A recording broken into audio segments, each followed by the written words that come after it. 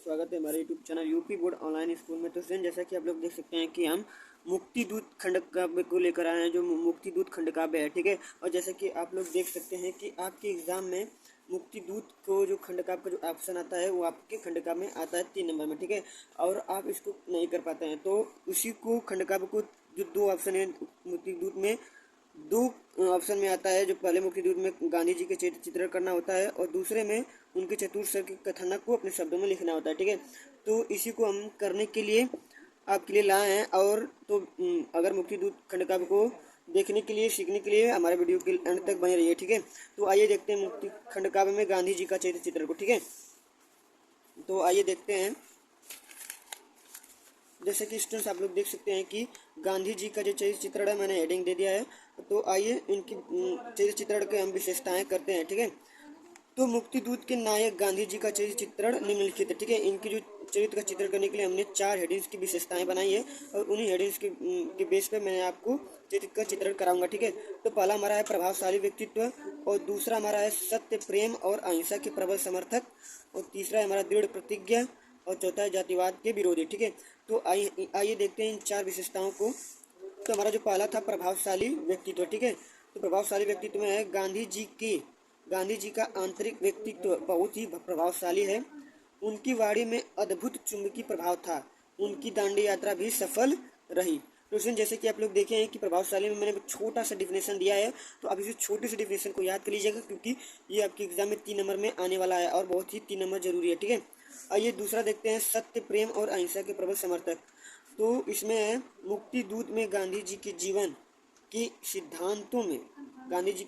सिद्धांतों में, सत्य, प्रेम, अहिंसा प्रमुख है। ठीक है, सत्य, प्रेम, अहिंसा प्रमुख है।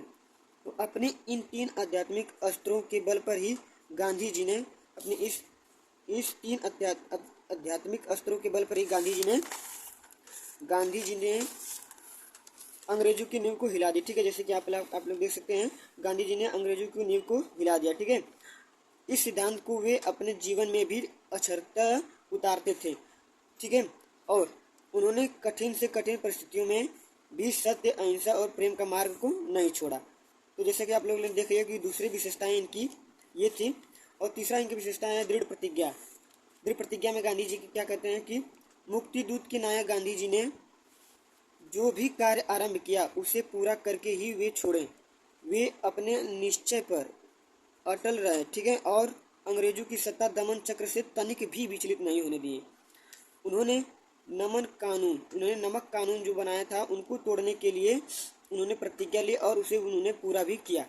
जैसे कि नमक कानून को भंग गांधी जी ने वो प्रतिज्ञा को भी उन्होंने बरकरार रखा, उसे तोड़ दिए। ठीक है, और हमारा लास्ट है जातिवाद विरोधी। गांधी जी का मत था कि भारत जाति पाति के भेदभाव में पड़कर ही शक्तिहीन हो रहा है, और उनकी दृष्टि में न कोई छोटा था, न कोई अस्पृश्य था, और न ही वो तुच्छ था। ठीक है, इसी कारण वे जातिवाद के कट्टर विरोधी थे।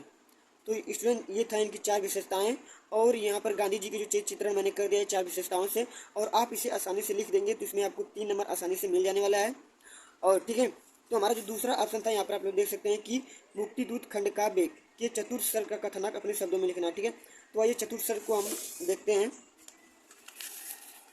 तो चतुर्थ सर्ग हमारे यहाँ पर आप लोग देख सकते हैं। चतुर्थ सर्ग में गांधी जी क्या कहते हैं।